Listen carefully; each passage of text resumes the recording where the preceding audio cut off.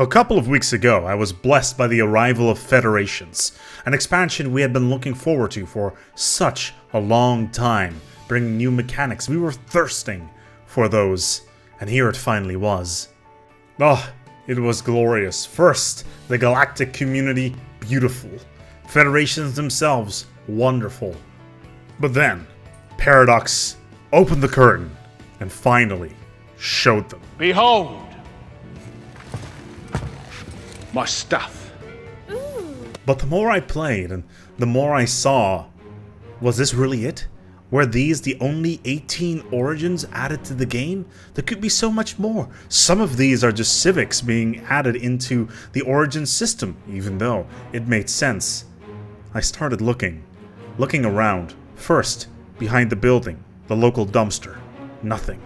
Then, onto online. I started my skills from back when I was an elite hacker, using the skills of the internet to find the code within the mainframe. Nothing. Then, in one moment of clarity, I started looking at the game files. And there it was. Origins that were left on the cutting room floor.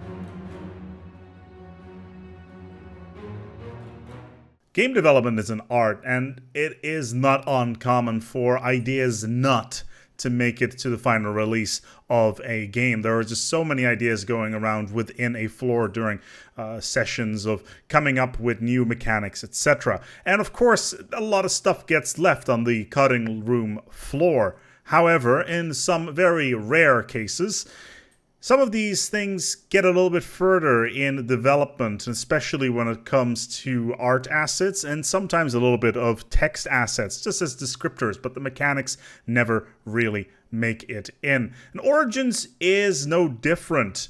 Right now, there is about 18 Origins within the game, and I'm sure in the future we're going to get more as updates keep on trickling in. But what if I told you that there is 15 more that never made it? Probably a lot more than just these 15, but 15 additional origins managed to get past this first particular part of the development cycle and actually had assets made for them, but also have a little bit of text written for them. Yes, 15 additional origins. That would have been a lot. 30 in total? More than 30 than that. Let's go take a dive at which origins did not make it into the main game. First off, there is Eldest Sibling, and this is one of the more developed ones within the game code. It has its own little splash screen, although even it is some reused event art, but still, the origin still exists within text file. So let's take a look at what this actually is, and it reads as following within the description. This society has an old legend about splinter groups of the population who left the planet in search for other worlds to colonize in the solar system. And then the tooltip says, start with 2 other primitive civilizations within your home system. Now, by itself, this is a fascinating idea right here because, well, if you start off with 2 primitive species within your own solar system, that means 2 additional planets.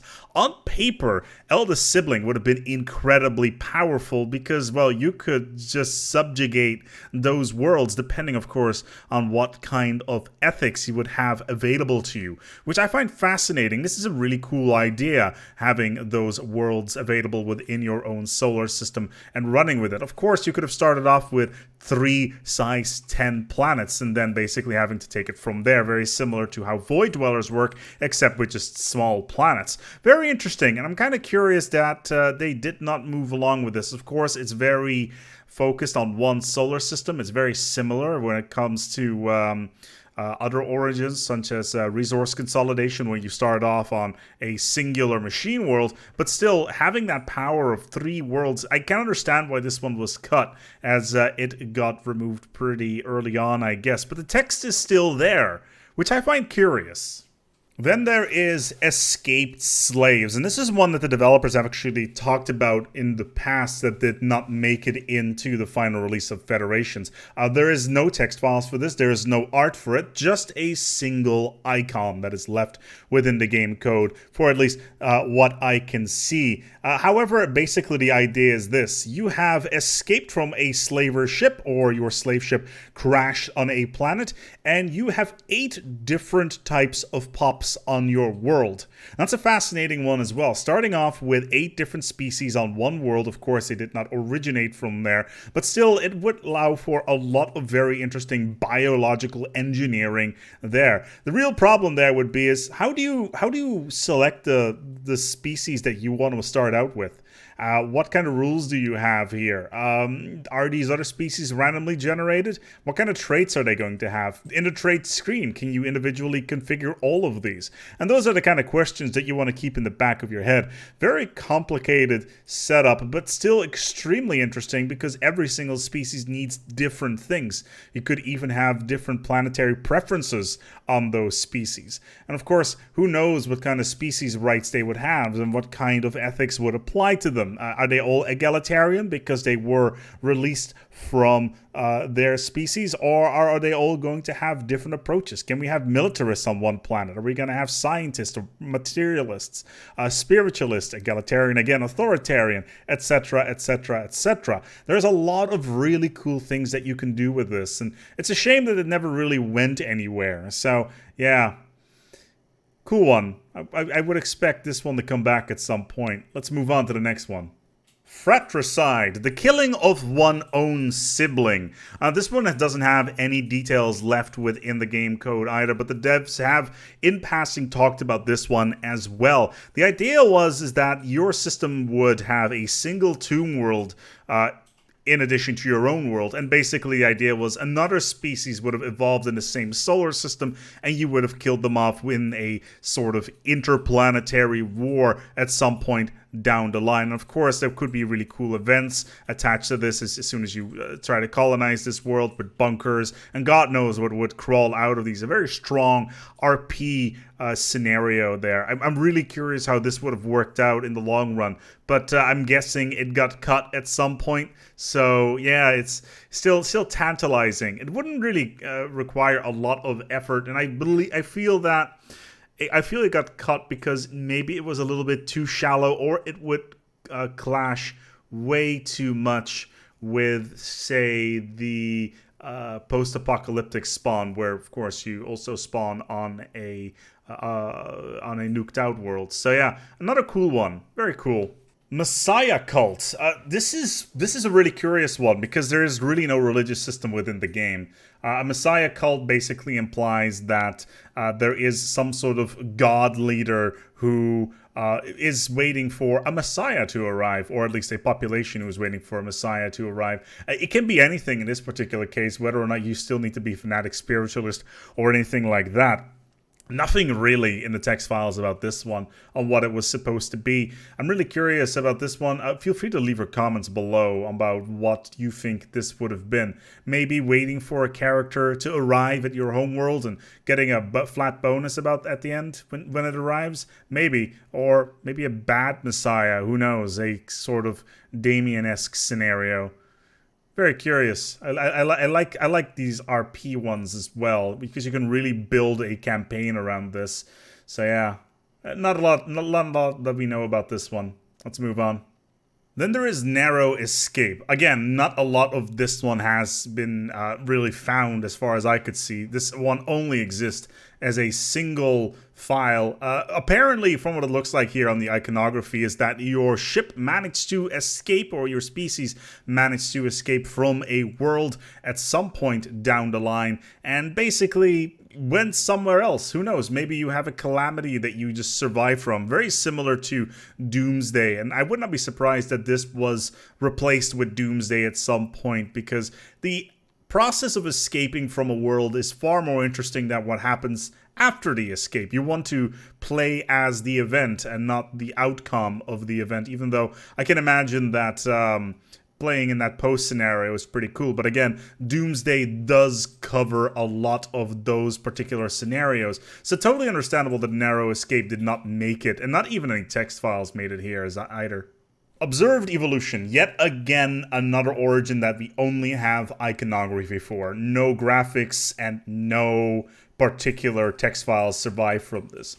From what I understand is, or at least from what I can take from the image that still remains, is that whatever species you start out as a planet that has been observed. Basically, you are one of the quote-unquote primitives that you can find within the game and have been lifted up, probably within an environment where there's quite a lot of advanced societies already out there, and you only just start out on the galactic landscape, very similar to the humans in, say, the Uplift Saga or Mass Effect, and it could be a good example. And all sorts of cool events could come out of this. And the developers have, for a very long time, been wanting to expand on the primitive civilization aspect of the game and adding more mechanics. And this could have been an interesting tie-in, but once again, it did not make it to the release of Federation. So maybe sometime in the future. Overtuned. This one actually has a origin image still related to it, even though it is a rehash of the technology behind the Ascension perk, actually one of the Ascension's perk for biological ascension, which is rather curious because the icon basically has a DNA strand with a big wrench next to it, and Overtuned kind of implies that something went wrong during the process of trying to improve your genetic code, which by itself is rather cool, or just have really strong genetic code. Maybe you start off with the Ascension perk for genetic engineering, which by itself would be insanely strong. Starting off with cloning vats right away would be insane. It would be much more interesting in this particular case to have something that would have been, hey, something really, really bad has gone on with our genetic code. Think about the Klingons back at the end of Star Trek Discovery, where the entire species no longer has those head ridges anymore. Yeah, that happened. But yes, maybe something bad had happened at some point in time with your species, and then you have to try to do events and try to figure that one out. Again, seems to be a very strong roleplay origin. Very curious about what this one would have been about. Like I said, there is really no text files that remain when it comes to this particular one. Purged But Not Unbroken. Once again, one of these survival scenarios. It could be in this particular case because only the iconography for this particular one still remains. It is a planet that has tentacles sticking out of it. It really reminds me of the Brother Moon from the Dead Space series. If you haven't really dug into the lore behind Dead Space and what Dead Space actually means, it's because of something, and I won't really go into details because spoilers for a game that came out years ago, I know, right? But still, Purged But Not Unbroken is a potentially interesting scenario because a lot of people have been asking for, hey, I would like to start as a species that was being attacked or conquered by a third party and managed to win. Kind of how the World War series of books, if you haven't read them, go ahead and go and pick them up because they are quite good. They're written by Harry Turtledove, if I'm not entirely mistaken.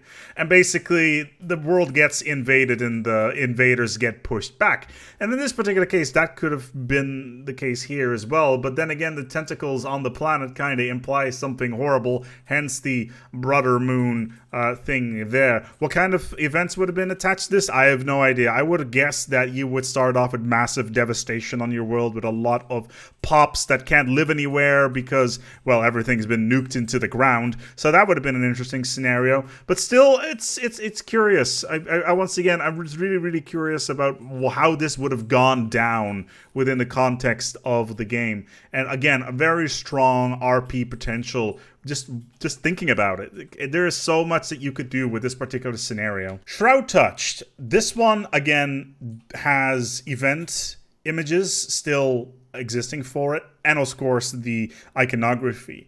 What I would expect here is that your leader is immortal and that you basically have a psionic leader that lives forever. At least that's the only thing that would make sense. It would be way too powerful to make them psionic right off the get-go, even though that would be cool, and having new and exciting interactions with the Shroud early on would have been really nice, especially considering you now have the Federation's mechanics of being able to fight for leaderships, and psionics have a major advantage in that. But again, not really a lot that we know here. I personally would have done something with a leader that is effectively a god emperor or something along those lines, and being super powerful. That would have been nice, but who knows? We don't know anything about it. The iconography is there, and that's pretty much it. Subterranean, yet another one that only exists in iconography form, but a couple of pieces of text do refer to it within the text. There's a single line called Thesis Sinos Nationhood in Subterranean Cave Structures. And this right here is fascinating because it kind of implies that your society lives in caves or underground, and the entire surface of the planet is pretty much untouched because you live on the ground, of course, which is very interesting because there is, of course, the event chain with the subterranean civilization. It could be a tie into that you're kind of something like that, and that you've managed to get above ground and trying to get into the stars, and maybe with special buildings that are all situated underground. That would be a massive jump. That would pretty much be on par with something along the lines of the Megacorp and the special district buildings that they get on their franchises, and even the religious franchises or the criminal franchises, which are unique and really do not get used all that much, because I don't really know anybody that plays as a criminal Megacorp just to get access to those buildings, even though they're quite good. Mainly because in the past, the AI would pretty much nuke your Megacorp from orbit if you even try to do anything. But still, it's here. Having special districts would have been fun, maybe, but being an underground society is just something that, once again, was left on the cutting room floor. Third time is the charm, is yet another one that's very similar to one of the existing origins, actually. It's kind of curious how a lot of these origins seem very similar to the origins that now exist within the game, and in this particular case, it's basically remnants before it became remnants. The idea here is that you send out a couple of colony ships before the start of the game. They make colonies, they fail. You know where those planets are because they're nearby, and then if you colonize them, they already have districts. At least that's what we got from the developers, and obviously this got replaced by remnants somewhere down the line, which makes sense. You know, the fact this one was cut makes absolute sense. Unwashed Masses. I guess this would have been the communist origin. I would have hoped this would have been the communist origin. Only a event picture remains of this. It is one of the colony events, and on top of that, we got an icon with a bunch of characters on it that apparently all seem the same. But hey, what can one do, right? Unwashed Masses, no...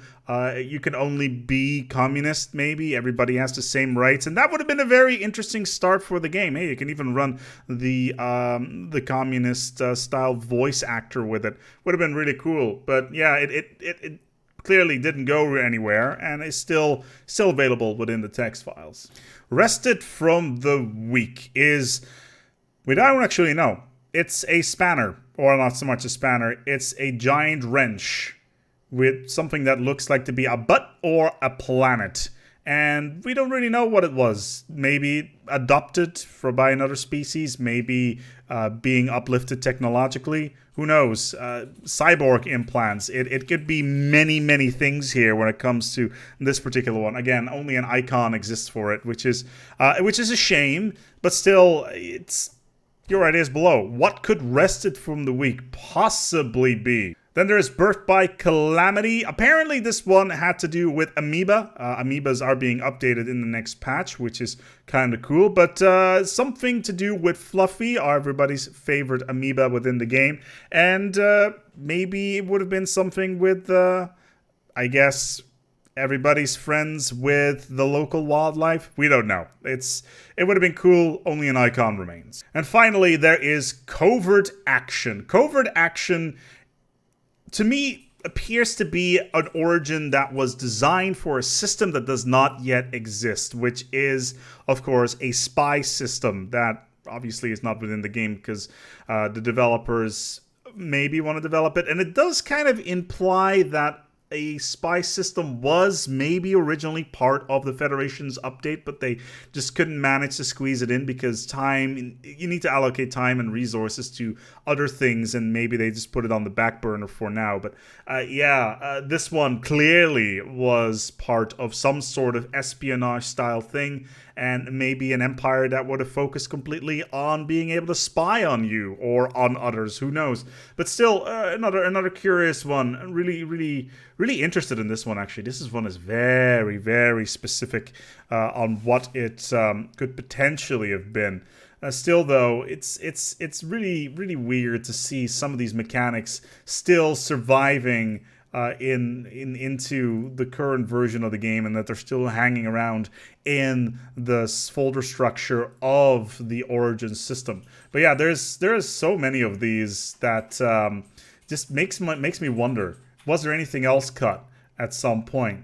Who knows? But we're gonna go and wrap it up here. If you think, hey, the ones that you've been talking about so far, I think I know what this is supposed to be. Feel free to give a comment below. And also, just a general heads up, these were not cut to put into an expansion later down the line. It is usually a case of we don't have enough time, we want to focus on some of the other origins within the game, and then take it from there. And that's perfectly fine. They didn't make it all in, and to be fair, a total of 34 origins would have been a bit excessive. Cool, but excessive, especially on that origin page. Is already very cluttered as it is. I wouldn't be surprised if they're gonna go and overhaul that at some point. But yeah, these still exist. The cut origins. Maybe we'll see them again in the future when there is more development time to flesh them out more and actually put them in.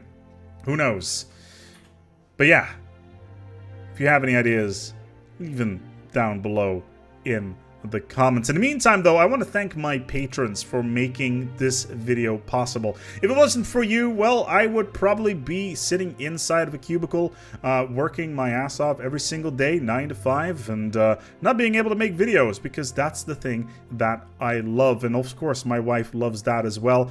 It's the fact that I can be at home and take care of her, as well as our slightly small child, who decided today that the wall is a great place to bang a pot against whilst daddy is on the phone. Thank you, child. I love you very much. She's asleep right now. Thank God. In the meantime, though, we're gonna go and wrap it up here. This has been the cut origins in Stellaris. There were so many more, but they never made it. Thank you so much for watching, and until next time, take good care of yourselves, and of course, be touched by the Shroud.